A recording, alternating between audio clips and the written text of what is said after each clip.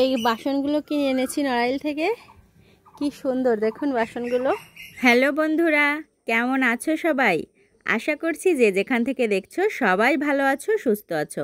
আমরাও ভালো আছি। আজ নড়াইলের হাটবার ছিল, তাই গিয়েছিলাম একটু বাজার করতে। তো গিয়ে দেখি নদীর কূলে এইরকম মাটির জিনিসপত্র নিয়ে সাজিয়ে বসে আছেন এই দুই দাদা। তো তাদের কাছ থেকে আমি কিছু জিনিস কিনে নিলাম এবং ভাবলাম তোমরা যারা নড়াইল বা যশোরের আশেপাশে আছো, তারা যদি মাটির জিনিস কিনতে চাও বা পছন্দ করে থাকো, তো তাদের সঙ্গে শেয়ার করলে তোমাদেরও কাজে লাগতে পারে। তো চলো আমি তোমাদেরকে একটু দাম দর বলে দিই। এই যে দেখতে পাচ্ছ মগ টকগুলো, এইগুলো মাত্র 60 টাকা দাম।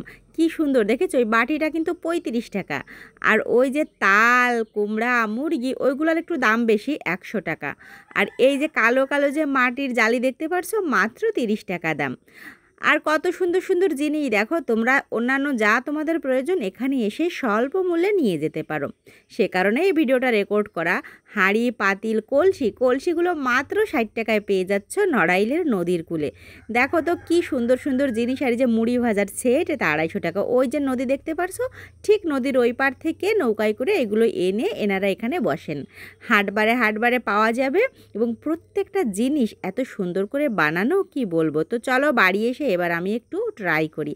এই যে আমার হাঁড়িটা কিনেছিলাম আমি মাত্র 150 টাকা দিয়ে। তো বাড়িতে এসে ভাত রান্না করে এবার এই হাঁড়ির ভিতরে আমি পান্তা রেডি করব। হাঁড়িতেই ভাত রান্না করতে পারতাম, তবে কালি লেগে হাঁড়ির রঙটা নষ্ট হয়ে যাবে, সে কারণেই আমি রাইস কুকারের ভাতটা নিয়ে তার ভিতরে কয়েক স্লাইস লেবু দিয়ে এবার গরম গরম ধোয়া ওটা ভাতের উপর দিয়ে দিচ্ছি খানিকটা জল। ভাতটা ডুবিয়েই জলটা দিতে হবে, যাতে ভাতটা ঠিক মতো পান্তা হতে পারে। এই যে দেখো কতটা জল আমি দিলাম। এবার সুন্দর করে হাঁড়ির সঙ্গে পাওয়া যে চমৎকার ঢাকনাটা, এটা দিয়ে ঢেকে দিব। এভাবেই রেখে দিব স্কুল থেকে আসার আগ পর্যন্ত। এই ধরো 5 থেকে 6 ঘন্টা এই ভাতটা এভাবেই থাকবে আমার ঘরের ভিতরে। এবং স্কুল থেকে ফিরে ঢাকনাটা ওপেন করে এবার আমি দেখি কি অবস্থা। আমি সঙ্গে করে পেঁয়াজ মরিচও নিয়ে এসেছি, লবণও। আর এই যে দেখো সেই যে ফর্সা চকচকে জলটা এখন ঘোলাটে হয়ে গেছে, তার মানে আমার পান্তাটা রেডি।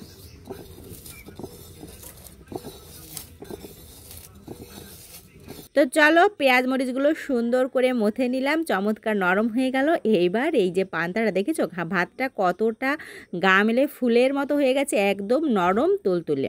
তো এটা আমি আগে চটকে নেব সুন্দর করে, তারপরে পান্তার ঝোল দিয়ে গপাগপ করে খেয়ে নেব।